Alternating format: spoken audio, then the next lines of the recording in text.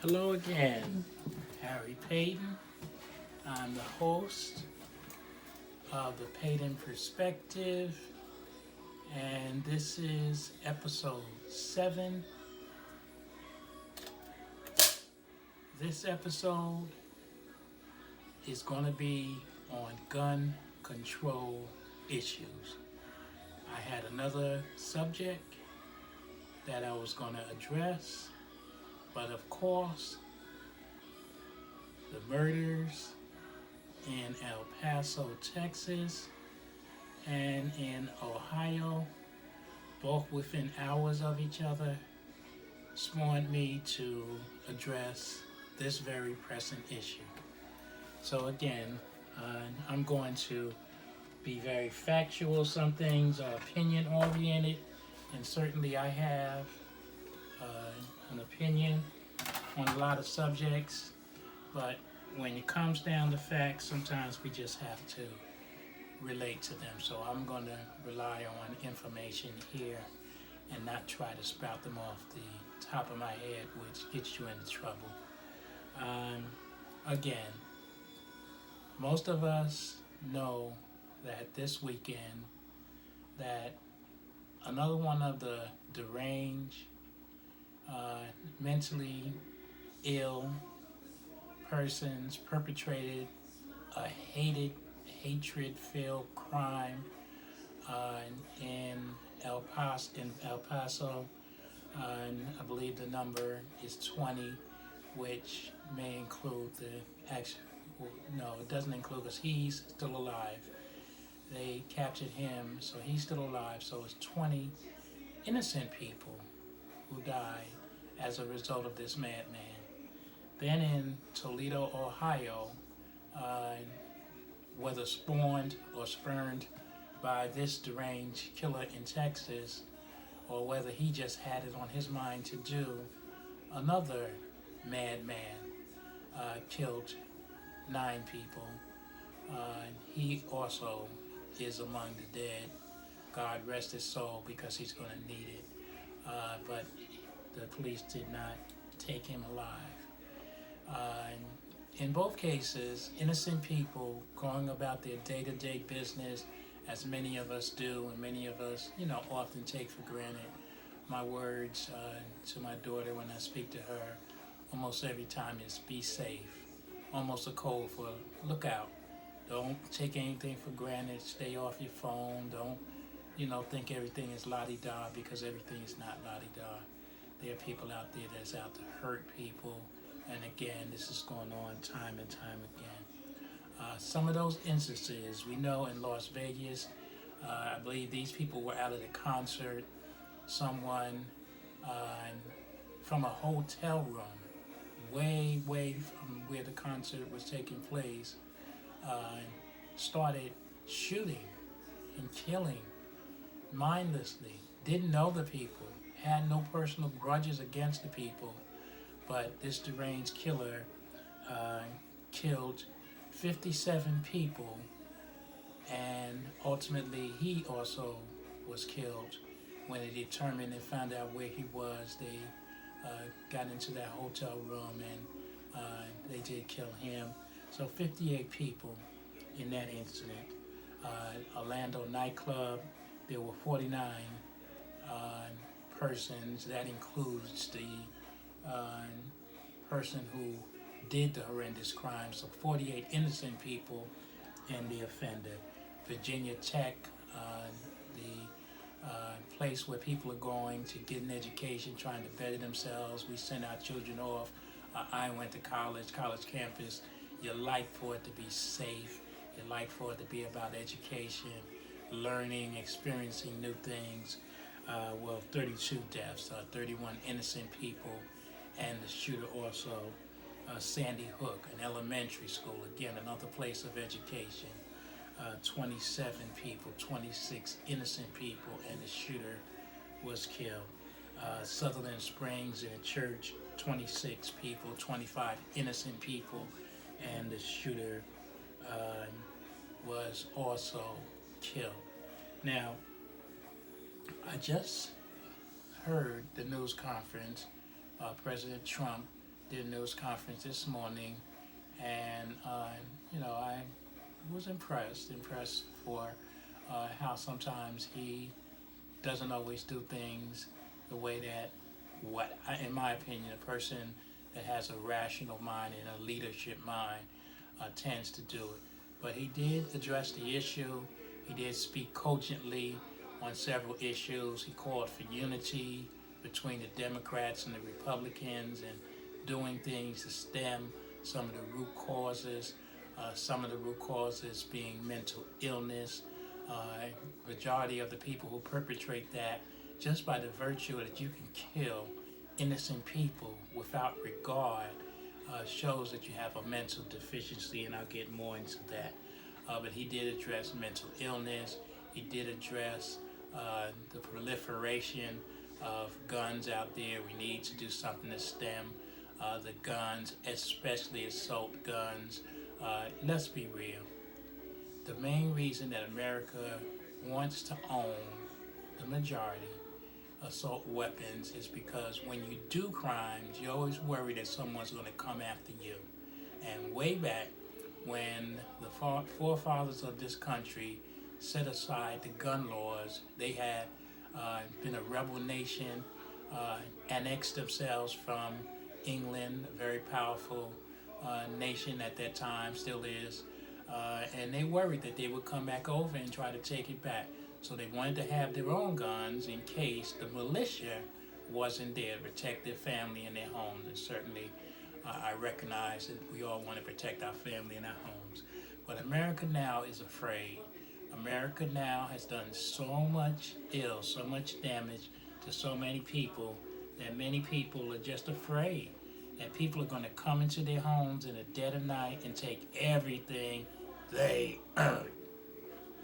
Okay, no political comments. They earned. So they're worried about that, and they want to have guns to defend themselves.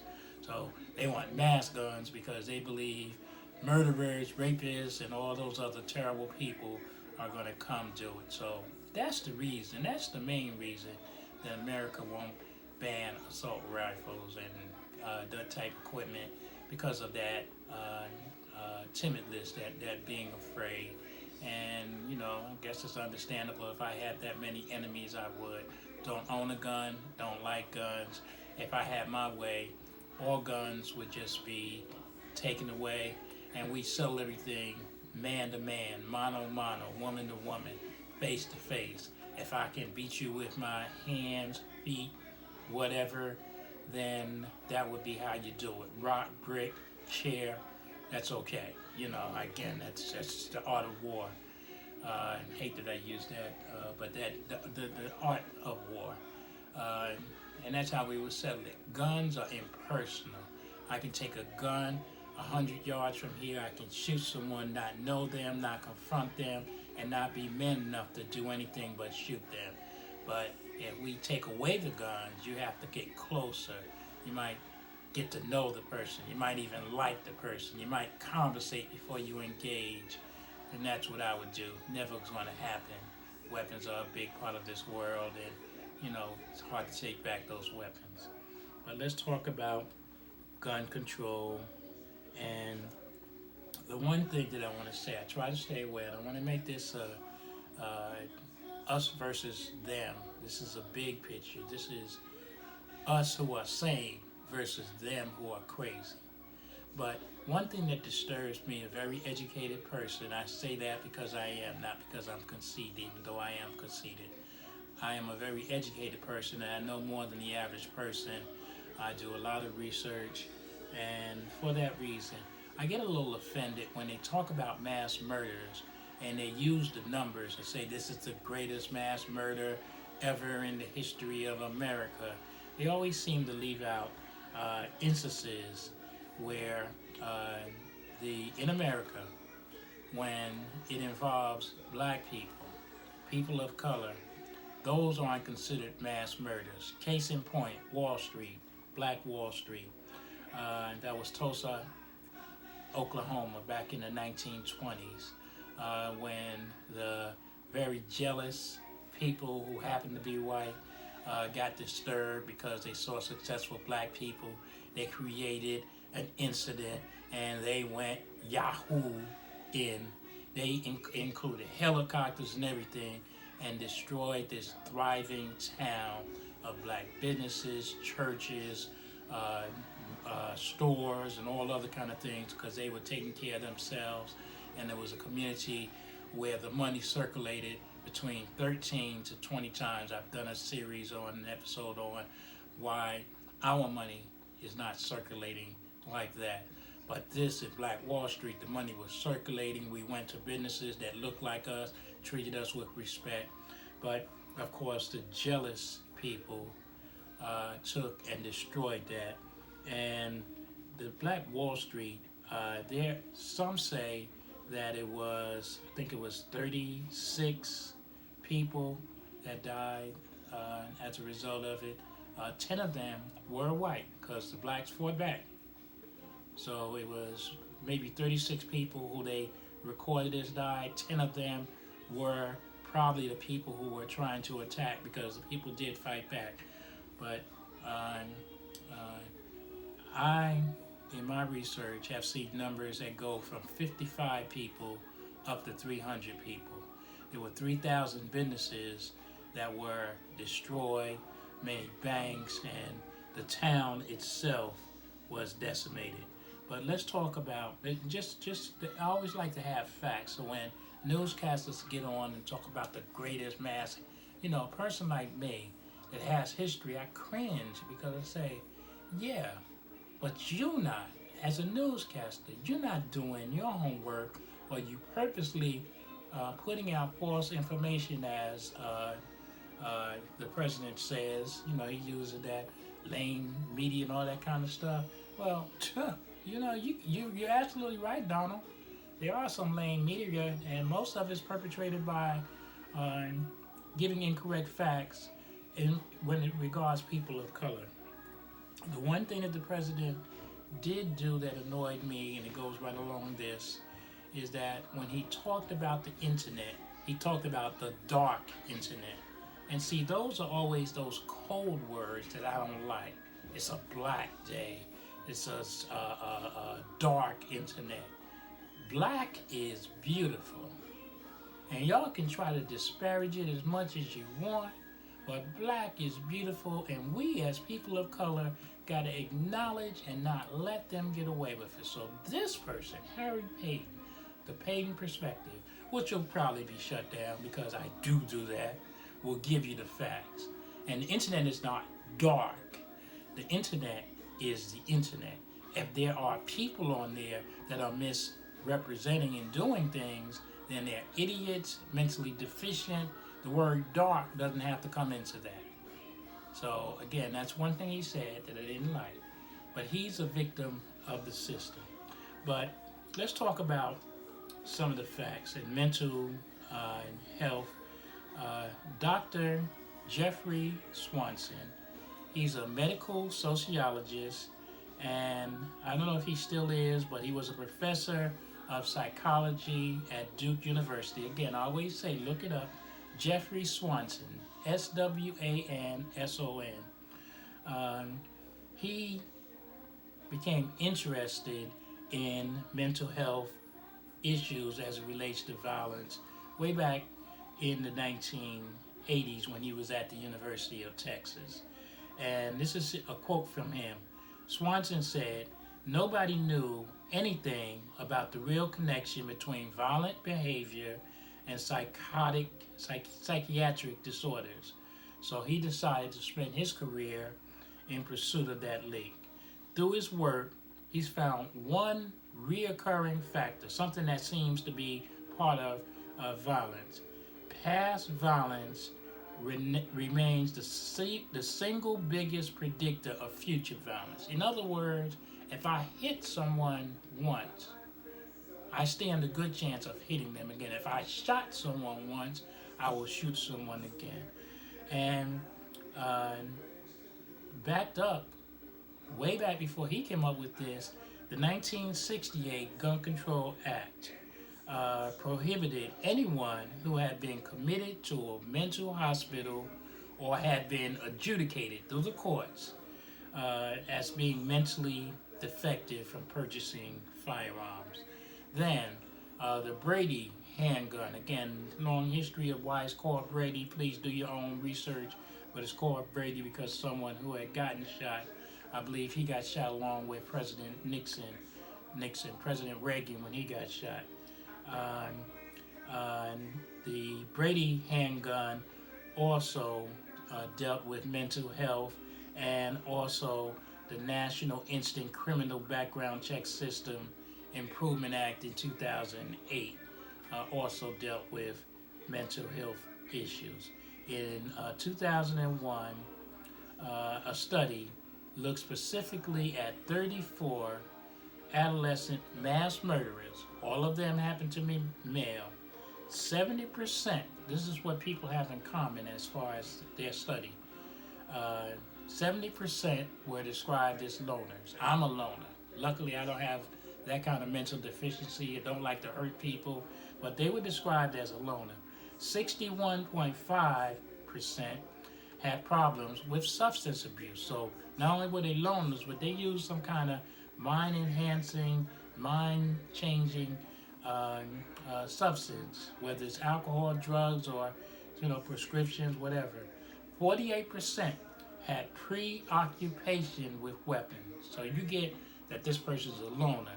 They're using some mind-altering substance, and they got a preoccupation with weapons. And another important fact, these are facts, 43.5% of them have been victims of bullying. And see, when someone bullies someone, that person not able to, fight back, but the memory of it. I hate how they treated me. I hate that person. I'm going to get my revenge. And those categories, being a loner, using some kind of substance to alter your mind, preoccupation with weapons, and bullying. If you study most of the mass murderers, those fall into that category.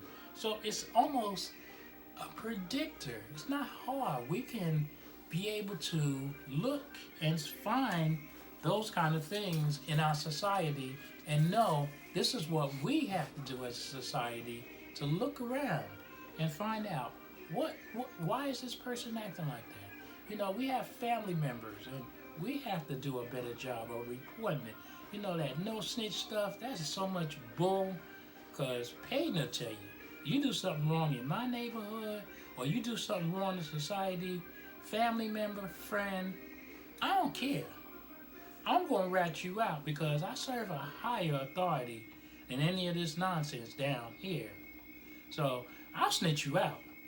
And I'm telling you from that. So that no snitch stuff, man, if you got a family member or someone who's doing something that's not correct, please, come on.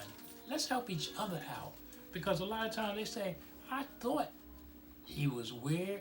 I saw the guns, but I didn't know what he was doing. Well, maybe you should have investigated and you could have saved some lives.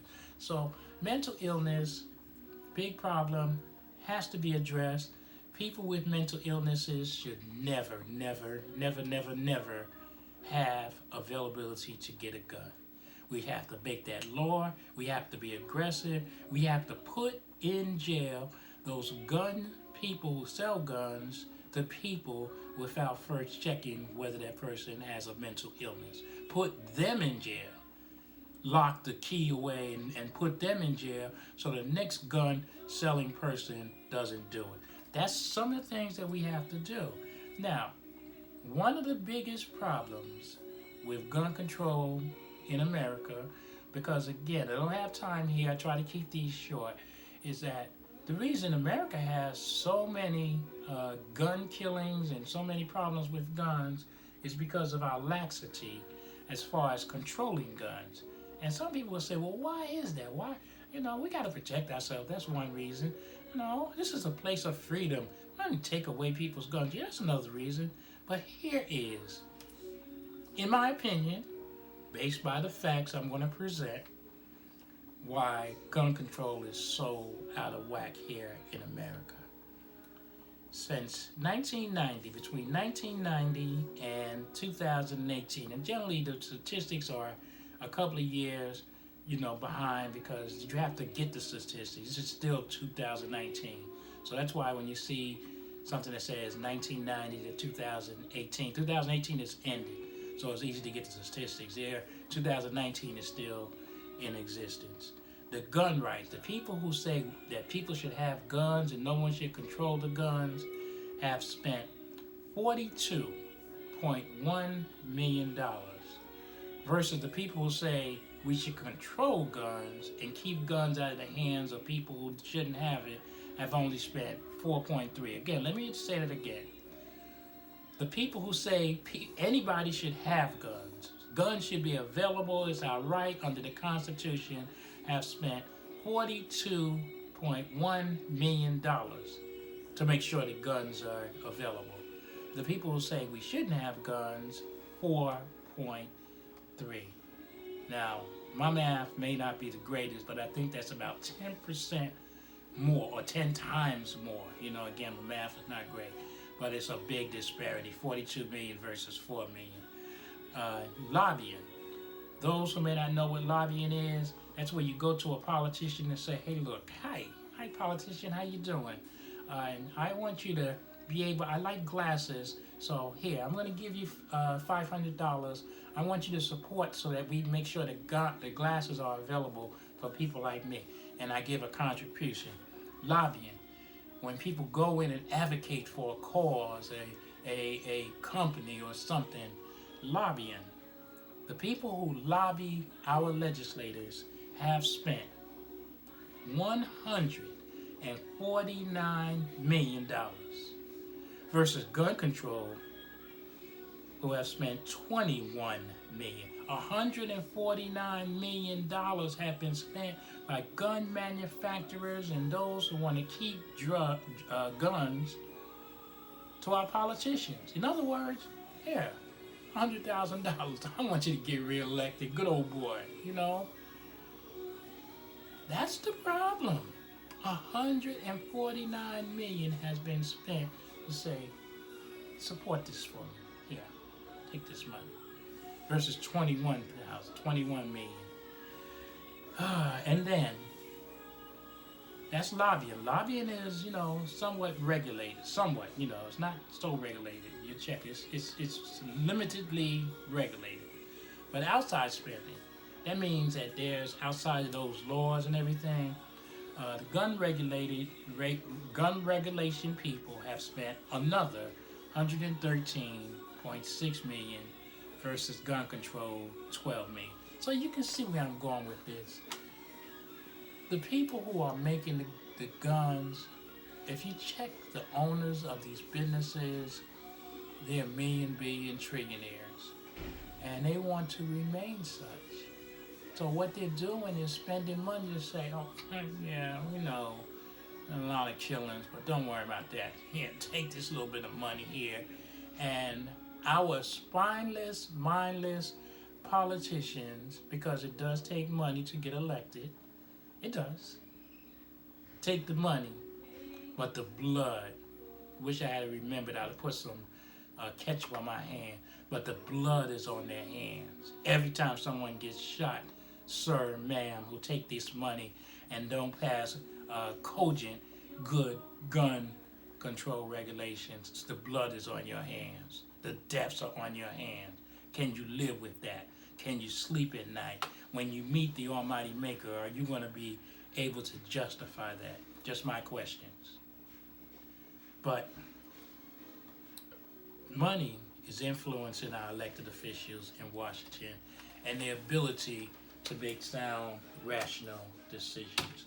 And that's been going on forever. It will continue to go on as long as high stakes. We see how now, when we're talking about interfering in our election, mindless, spineless people are afraid to speak up because Republican versus Democrat. To the Republicans always right and the Democrats always right to the Democrats. That's crazy.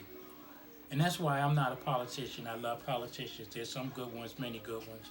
But then there's some others that are just mindless, spineless, and they have no backbone. I was raised by men who told me to speak the truth, be the truth, so that a person can say, I know that's the truth because Harry Paden said it. And to a great degree, most people know that. I don't go for the okey doke. I don't need a okey doke, to help me get this little bit of brain helped me get around, and I wasn't given much. And maybe because of my mouth, I wasn't given much. But I was able to work my whole life, never had real problems getting work because I know the value of Harry Paden, and my mentors taught me that. But I'm going to end on this, and it just teaches you the power of politics. There was, I ran several times for election. The only one time that I won, I ran for Board of Education back in the 2000 to 2003. I was a member of the Irvington Board of Education, and I ran with Mr. Donald Malloy and the late, great Councilwoman Sandy Jones. She was on the opposite team, but she won it. The three of us won the election because it was 3 seats: Sandy Jones, Donald Malloy, and Harry Paden. That was a victory. That was great. And I had a lot of people pushing for me, and stuff like that, because I didn't know about politics. All I knew was, I thought I could do a good job. But I ran for council several times in the town I live in, Irvington. And I never forget, the last time I ran, 2010, and this gentleman walked up to me while I was out campaigning, and you're out there passing out, kissing babies and doing things that politicians are doing. And he ran up to me and he said, Harry Paden, how you doing? Man, you've been doing good things, and I'm so proud of you. And I'm like, oh, good, everything's good. He said, I'm going to support you. I'm going to go out here and work hard, and we're going to get you elected. Oh, yeah, right on, brother. Everything's good. He said, that's good, man. And as soon as you get elected, man, I just need this job. And, and I said, well, me being a stupid, unpolitician type politician that I was trying to be, I told the brother as it was. I wanted to be disappointed. I said, look, thank you, and I appreciate your support, but I can't promise you no job if I get elected. I just want you to know that I'm going to do all I can, but I can't promise you no job just like that. And I said, okay, well, I ain't never seen that guy again in my life. See, that's what it takes most of the time. And even true politicians will tell you, you got to lie a little bit, you got to make promises. Sometimes you can't keep them, sometimes you can. And see, I wasn't ready to 2010, that was 9 years ago. I wasn't ready to sell my soul because sometime down the line, I'm going to have to answer. Again, I talk about a higher authority.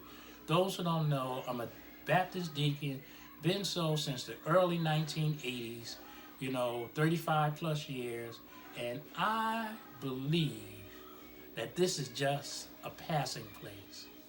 And when one day, when the Maker calls upon the name of Harry Paden, I already know all the bad that I've done. The one thing that he won't ever be able to say is that I sold my soul for a bowl of soup. Remember that story we had in church? We talked about it. Minister Buford talked about it, where Isaac was the dad, but Esau sold his birthright for a bowl of soup. He was so hungry, he said, being the firstborn, he sold it to his younger brother. So his younger brother would, be able to become king when their father Isaac died for a bowl of soup. I haven't never been that hungry. Politicians, take your head out your posterior. You are put in office to lead, and it's time for you to lead. The death toll, the numbers that I talked about, which were only some, are on your hands. It's time for you to man and woman up. If you can't get elected without the gun control lobbyist money, then work on the outside and do what you have to do. The blood is on your hands. Time to make some changes. That's the Paden perspective. I try to tell you how it is. It's why I always stay in trouble. That's why I'm going to be banned from certain social media, but that's all right. God got me. To God be the glory. Thank you for listening. See you next time.